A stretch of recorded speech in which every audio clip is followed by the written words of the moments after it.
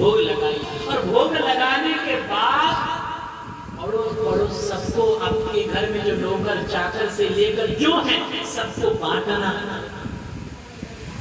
और बांटने के बाद फिर आप ही उनमें से थोड़े से प्रसाद लेना। मैं गारंटी के साथ कागज में लिख दूंगा कि आपकी जो आसक्ति है गुलाब जामुन खाने में, वो आसक्ति आपका नष्ट हो जाएगा, गुलाब जामुन से आपका वैराग्य हो जाएगा। दावे के साथ कह सकता हूं वो वैराग्य आ जाएगा। ये संतों की पद्धति है, ये अजमाया गया तरीका है। ये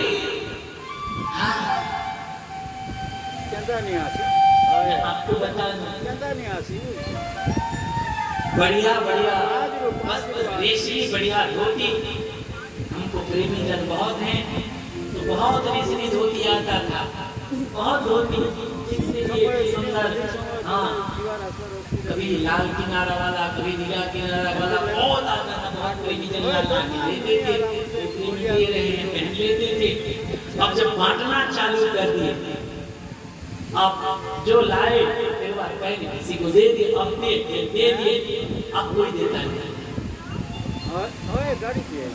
पहले से सर्ज देते, कोई लाया और सर्ज दिया, फिर महाराज ये आप धारण की जो गारंटी नहीं दे सकता, तो फिर अब कोई देते नहीं है।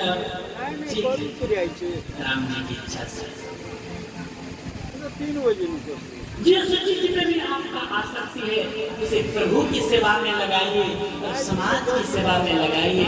आपका जिस चीज पर आसक्ति है वो आपका नुकसान नहीं करेगा, आपका कल्याण कर देगा, आपका आनंद कर देगा, आपका मंगल कर देगा।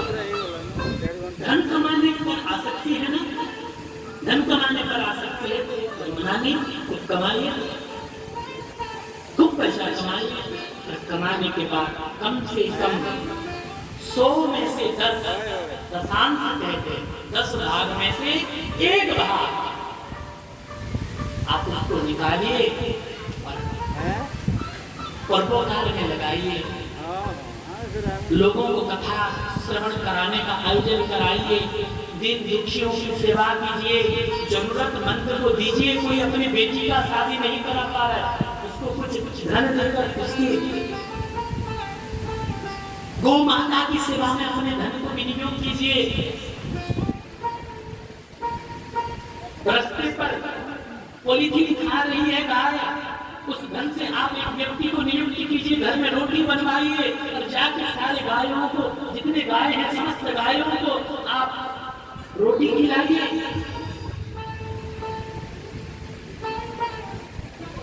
अपनी जमीन पर घास लगाइए और घास ले जाकर गायों को खिलाइए। आपके धन का विनियोग, आप अगर मैं कह रहा हूं, दावे के साथ कह रहा हूं और व्यासपीठ से कह रहा हूं, न हो तो आके मेरे सामने मेरा कान पकड़ना, आप लोगों को कह रहा हूं।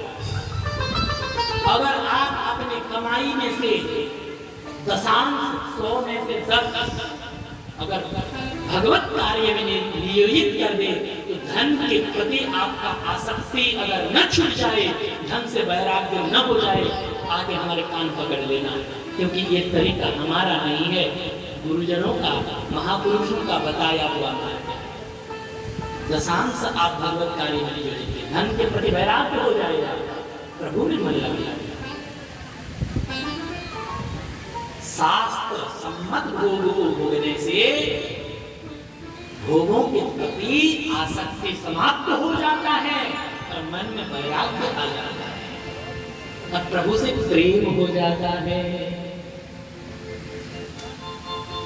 श्री वृंदावन बिहारी लाल की जय।